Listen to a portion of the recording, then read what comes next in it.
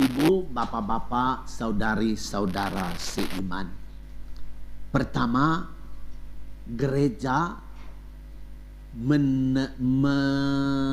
menempatkan Bunda Maria sebagai Bunda Allah pada awal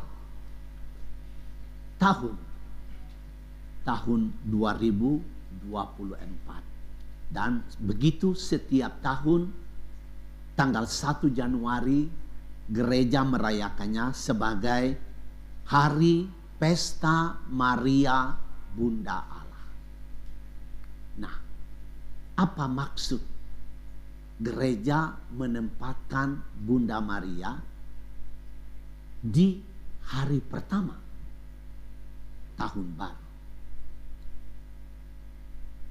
Pertama, karena Maria itu melahirkan Yesus. Tadi kita dengar cerita di dalam Injil. Itu berarti Maria adalah salah satu dari kemanusiaan kita. Jadi Maria itu bukan dongeng. Dia bukan seorang legenda atau dia bukan seorang peri atau seorang yang sama sekali lain daripada yang lain. Tidak. Maria adalah salah satu dari kita, salah satu kemanusiaan yang dipilih untuk membawa keilahian ke dunia. Nah, apa artinya Maria dipilih membawa keilahian ke dunia? Itu berarti apa? Maria itu menyatakan komitmennya kepada Tuhan. Membawa keilahian ke dunia berarti membawa berkat-berkat Allah dari surga turun kepada kita manusia. Atau dengan kata lain, yang dari surga mau menjadi warga dunia. Tuhan bikin paspor di surga dan minta visa dari bapaknya untuk datang ke sini. Ya, jadi dia menjadi warga dunia. Nah, ibu bapak, dengan menjadi warga dunia berarti Maria membuat satu perjanjian dan dia punya komitmen kepada perjanjian itu bahwa dia akan berusaha sekuat tenaga agar supaya apa yang direncanakan Allah, apa yang mau dikerjakan Allah, dan apa yang Allah mau berikan sebagai berkat-berkatnya kepada manusia dan dunia, Maria mau bekerja sama dengan sekuat tenaga supaya apa yang Tuhan rencanakan itu terwujud.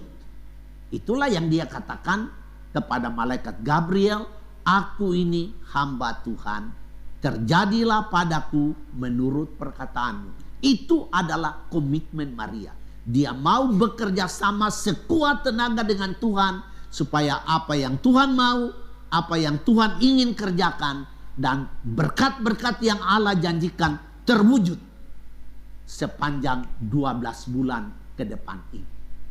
Itu yang pertama.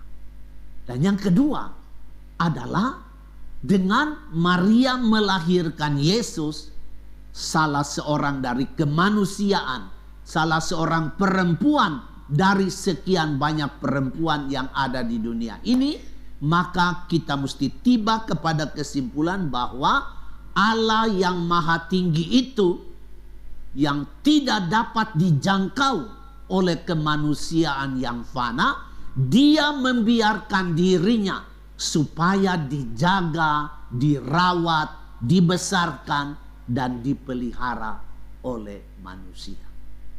Nah, ini adalah berkat yang amat istimewa. Pertanyaan kita, kenapa Allah membiarkan dirinya supaya dirawat, dipelihara, dan dijaga oleh manusia? Ya supaya dia dikenal. Supaya Allah itu kita tidak bayangkan sebagai seorang yang tidak dapat dijangkau.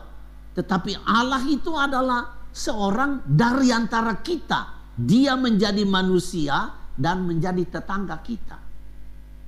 Dia adalah Savior, penyelamat yang adalah tetangga sebelah rumah kita.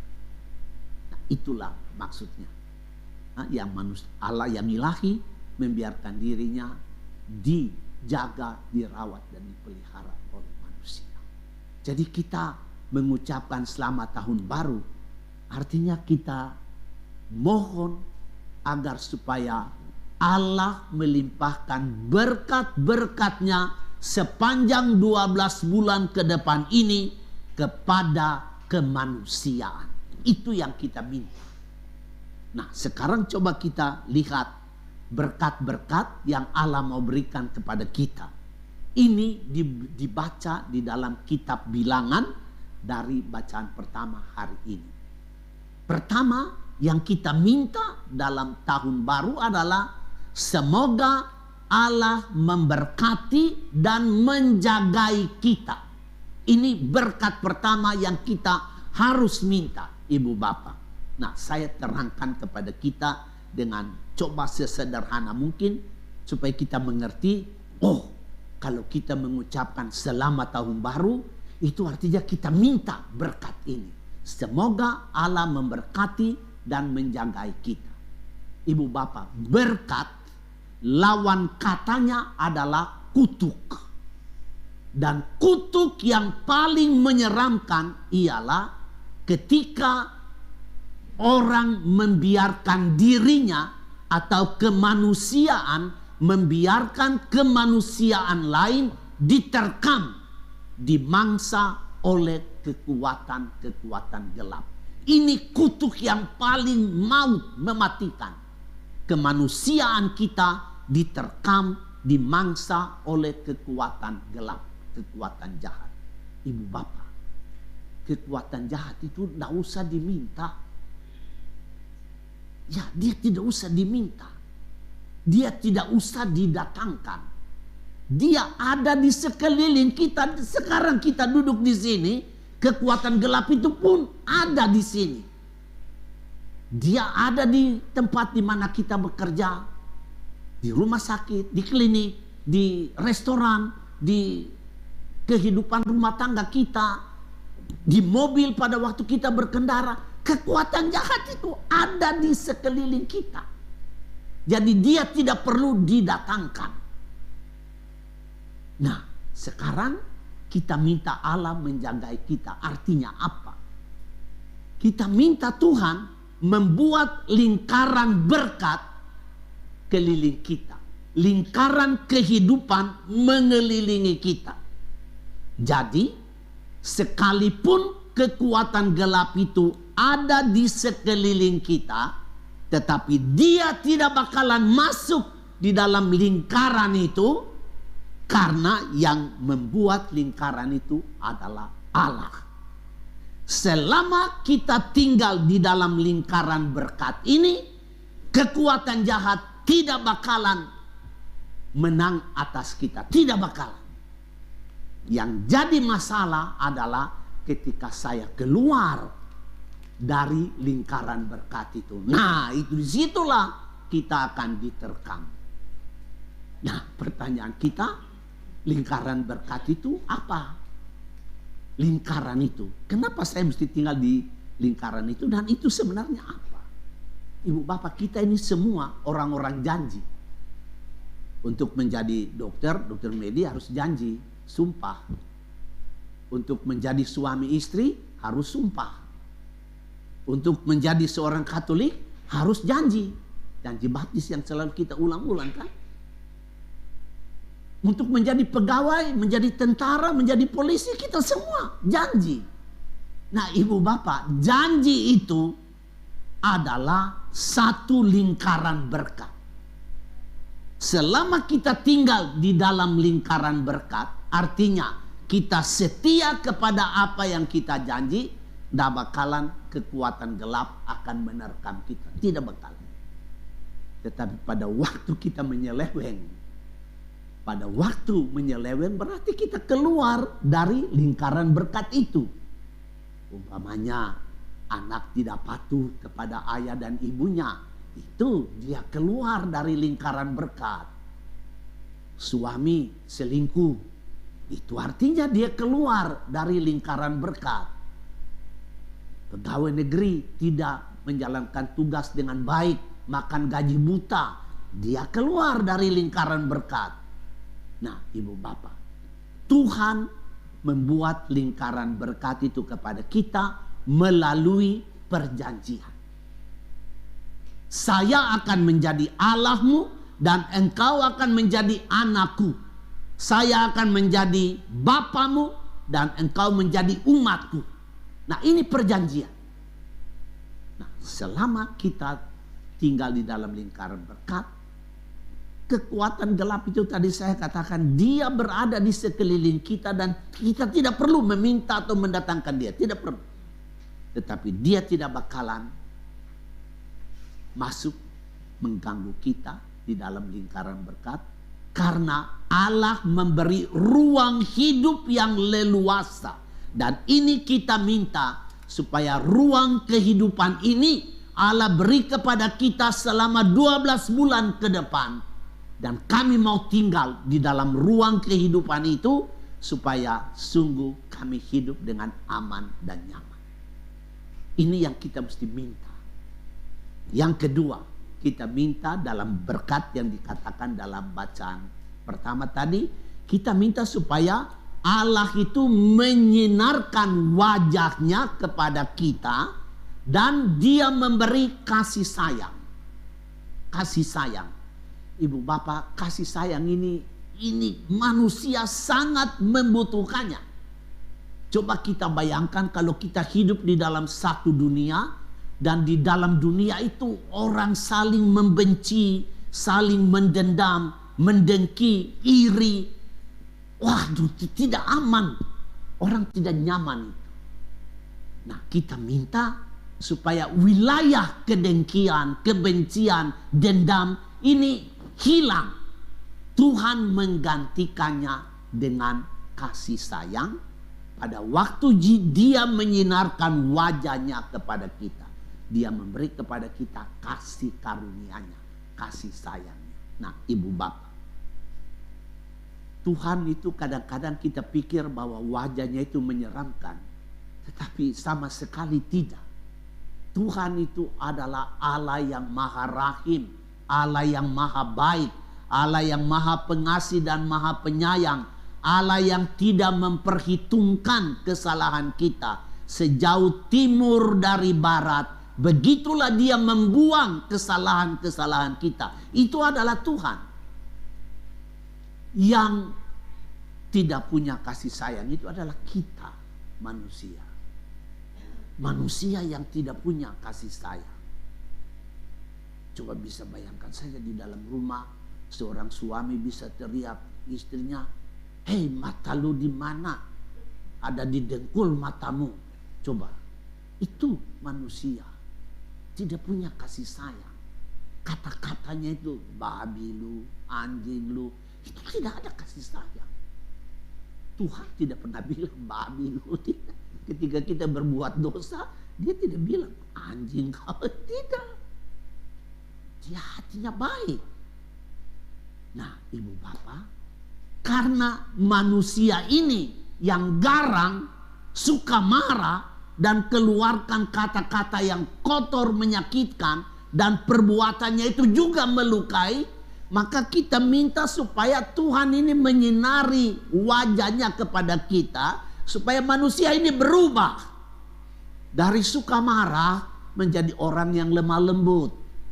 Jadi yang suka benci, dendam, dan dengki, iri, supaya dia menjadi orang yang penuh kasih kepada sesama, peduli kepada sesama, berbela rasa kepada sesama. Kita minta supaya wajah-wajah manusia yang garang-garang itu, terutama kaum laki-laki ya, tetapi juga ada perempuan garang juga. Saya pernah melihat seorang ibu, waduh, saya rasa dia cantik sekali, tetapi mukanya juga lembut sekali. Lembut sekali. Jadi saya pikir, wah ini rasanya ada penuh kasih sayang di rumah. Setelah ibu itu pulang, lakinya datang. Lakinya buka baju dan dia tunjuk, Romo, lihat ini, aku dicakar oleh istriku. Saya sampai bingung, tadi kok saya lihat ya seorang perempuan yang wajahnya lembut, kok bisa cakar orang? Nah, ibu bapak, jadi itu yang terjadi pada kita manusia. Maka kita minta Tuhan itu tolong supaya orang-orang yang suka garang dan wajahnya marah-marah dan bikin takut seram, itu berubah menjadi terang. Jangan garang-garang lagi. Bagaimana itu bisa terjadi? Kalau Tuhan memberi kepada kita hikmat dan kebijaksanaannya. Hikmat dan kebijaksanaan dari Allah, itulah yang menolong kita untuk tidak menjadi manusia yang garang. Dalam sila keempat kita, Pancasila, kita di situ disebut kerakyatan yang dipimpin oleh hikmat dan kebijaksanaan. Ibu bapak, kita berdoa supaya anggota-anggota DPR kita ya dipimpin oleh hikmat dan kebijaksanaan itu. Kita biasa lihat rapat-rapat DPR, interupsi. Semua garang di situ, ya. Tidak ada terang yang keluar dari wajah-wajahnya. Interupsi melulu. Mulutnya ada tapi telinganya tidak ada. Ya. Itu berkat yang kedua. Dan yang terakhir adalah kita minta supaya wajah Tuhan dihadapkan kepada kita. Jadi wajahnya jangan dia sembunyikan, tetapi dia menghadapkan wajahnya kepada kita dan memberi kita damai. Shalom. Ibu bapak, kalau tidak ada damai di dalam kehidupan kita, dalam keluarga kita, dalam hati kita, kita menjadi orang yang gelisah, menjadi orang yang khawatir, menjadi orang yang cemas, menjadi orang yang takut sebab tidak ada damai. Nah, ibu bapak, kita harus mengaku bahwa di dunia ini pun damai hampir hilang. Ada satu lagu yang bagus ya, dalam biasanya orang suka nyanyi pada waktu perkawinan. Lagu itu The Prayer. Ada dia punya satu bait dalam bahasa, tidak tahu bahasa apa itu, Italia atau Spanyol atau apa ya. Di situ disebut bahwa orang sangat merindukan kedamaian. Orang sangat merindukan, orang berharap akan satu dunia yang tidak ada kekerasan. Senza più violenza. Orang ingin itu. Satu dunia yang tidak ada kekerasan. Orang rindu satu dunia di mana ada keadilan dan ada harapan. Justitia et di esperanza. Keadilan dan pengharapan. Ognuno dia la mano. Hendaknya setiap orang mengulurkan tangannya, berjabat tangan dengan sesamanya, simbolo di pace, tanda damai et fraternita, persaudaraan. Damai ini hampir hilang. Sudut-sudut manapun kita takut. Nah, karena damai itu hilang, maka kita mesti mengaku bahwa kemanusiaan kita ini tidak apik lagi. Kemanusiaan kita ini peot di sana sini karena tidak ada damai. Orang garang-garang semuanya. Akibatnya kemanusiaan kita rusak. Kemanusiaan kita peot-peot seperti mobil yang tertabrak. Dan kita lihat peot semuanya kemanusiaan kita. Nah, kita mengucapkan selamat tahun baru artinya kita bawa kemanusiaan kita kepada Tuhan dan kita tunjuk sama dia, Tuhan, lihat ini, manusia yang engkau ciptakan ini peot. Apakah engkau tega lihat kemanusiaan yang peot ini? tolonglah Tuhan. Jadi apa dulu bengkel magic apa namanya dulu? Apa? Ketok magic ya. Ya kita minta Tuhan kasih lurus kembali yang peot-peot itu. Kita minta Tuhan bikin menjadi apik, bikin menjadi rapi kembali kemanusiaan kami yang sudah penyok, yang sudah peot ini. Itu yang kita minta sepanjang tahun ini. Ibu Bapak, selamat tahun baru tahun 2024 kepada kita semua. Semoga tahun 2024 ini menjadi tahun berkat Tuhan bagi kita semua.